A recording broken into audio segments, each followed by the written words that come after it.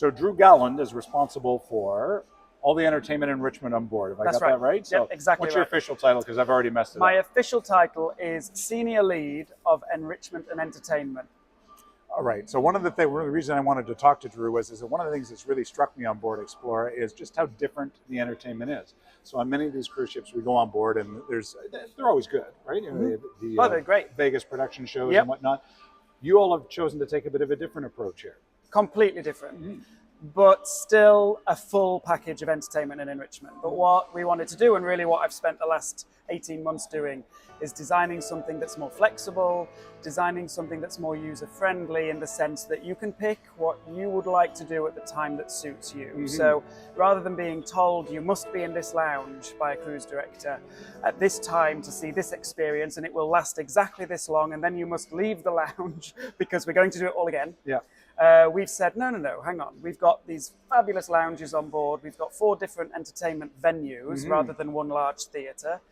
We can activate them all with different vibes, different experiences happening, different music, different events, and you can kind of pick and choose where you want to go and when you want to go. So instead of a 45-minute show, we have a whole set of evening-long experiences, whether it be jazz or whether it be musical theatre. And instead of trying to replicate a big musical theatre show, which you can see in the West End or on Broadway, we've said, what can we do that's unique to the ship? So that's what makes it a different feel and a different structure. And it feels a lot more like maybe an urban experience than, because one of the things about many cruise vacations is everything's kind of on a schedule.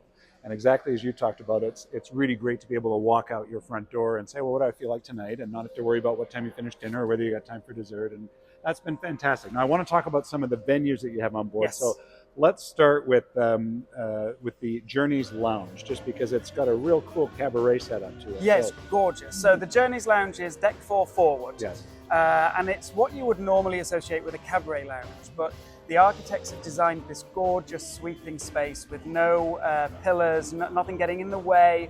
So you've got a gorgeous view of a fabulous open stage area with a dance floor in front. If I wanted to do a Broadway style show, that space could do it because it's got so much lighting and sound, beautiful sound equipment, really top of the range stuff that would merit doing a Broadway show. But it's got, like you say, that more intimate cabaret feel. So we do evening-long experiences in there. The bar stays open.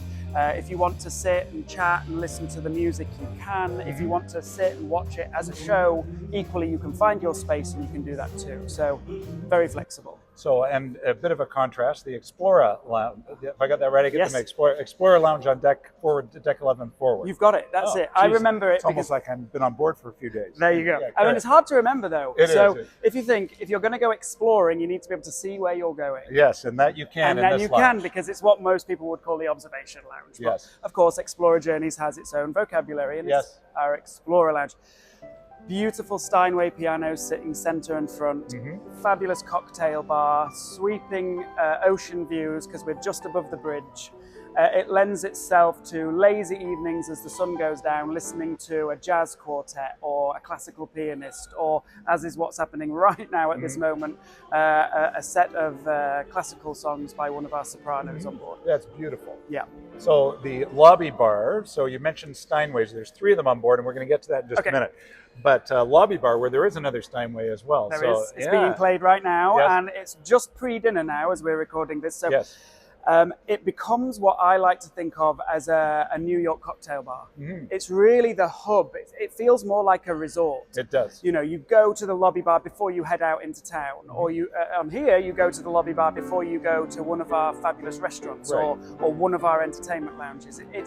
It's become that center point where you get a cocktail. There's some live music playing, you chat with your friends and you say, what are we going to do tonight? It's a fabulous double height ceiling because of course it's got the deck 5 wraps around it and the lobby is on deck 4. Yep. It's got a really cool feel to it. Awesome. And then the one I've been hanging out a little bit later at night is the Astern Lounge, and this is where you have some of the duos and guitar players playing. Exactly. So we that's deck 5. Yes. That's aft. It goes out onto the Astern pool and bar. And the Astern Lounge essentially is a small, what now you would call a cabaret lounge, which is hard because we've described our main space as a cabaret lounge. but this has got a completely different feel to it. much It's more more of a intimate. club. Yes. It's more of a, it's more sleek. It's more clean lines, but we can have DJs playing in there. It goes out onto the pool, so when we're sailing in the Caribbean, it will become a beach club kind of vibe. Oh, cool. A really nice place where you can actually do some dancing as well. So, like I say, we have the DJs play there, but of course, every venue is flexible. Yes. So we can have a DJ in the lobby bar if we want that kind of feel. We can also have a DJ playing in the main Journeys Lounge. And one of the things I love is that you mix and match. So there's all these talented musicians on board, and I was at the Stern Lounge the other night, Yep. and they were there was a duo there, the younger British couple. Yes, that's right. Yeah. And they were fantastic on their own, and then some of the other musicians joined them for the second set. So now we had a big band, a bigger band playing. That's a really interesting point because, as you say, most lines for the last, I've been at sea 22 years Yes. now, and like you say, they've got a formula and it works and it's fabulous. 2 45-minute shows, they've got a 5-piece band, they've got a duo, they've got a trio, and they've got the cocktail pianist. Never shall they meet. Yeah. That's how it feels. So you get a vibe of what's happening and a lounge takes on a life. Whereas here, we've taken 14 individual resident artists. Yep. We traveled the world to audition them. We've picked them because of their stories, their talents, their individuality. And now what we can do on board is really listen to what the guests are looking for and say, what suits this journey? What suits these guests? If somebody says, I'd love to hear some jazz, Yeah. well, we can take a mixture of those 14 artists and say, let's put a jazz band together and let's do Le Jazz, one of our experiences. An evening long of jazz, perfect. If that's not to people's taste, we can put an 8-piece Broadway band together and do an evening of West End and Broadway hits. And they all want to work with each other. It's more creative for them, and then that's much more enjoyable for them and the audience because it's a real connection that they have.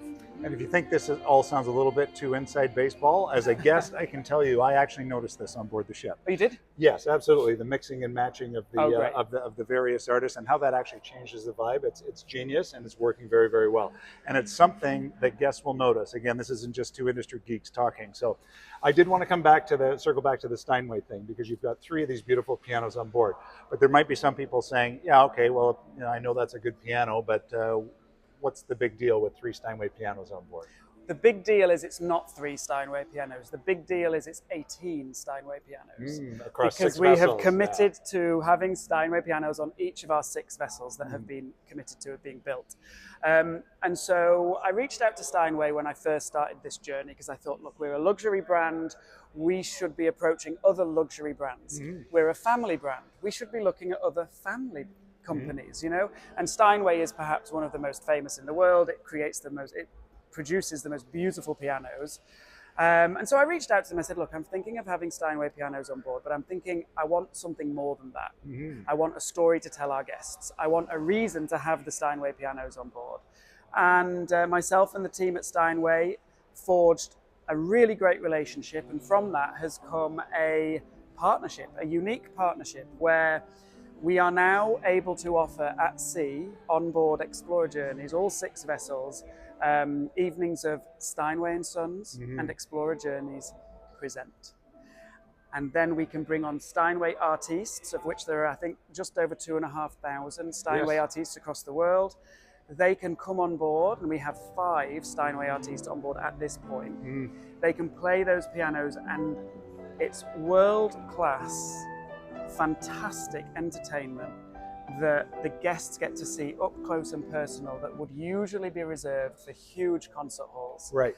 And because of the intimate nature of Explora Journeys, because of the partnership, our guests can then have a cocktail with them, Yes. go for dinner with them, talk to them. We can have question and answer sessions. We can even go on tours of the Steinway factory, which we're doing in 2 days. In New York, Yeah. yes, incredible. So it's a really exciting partnership. It's something I'm extremely proud of.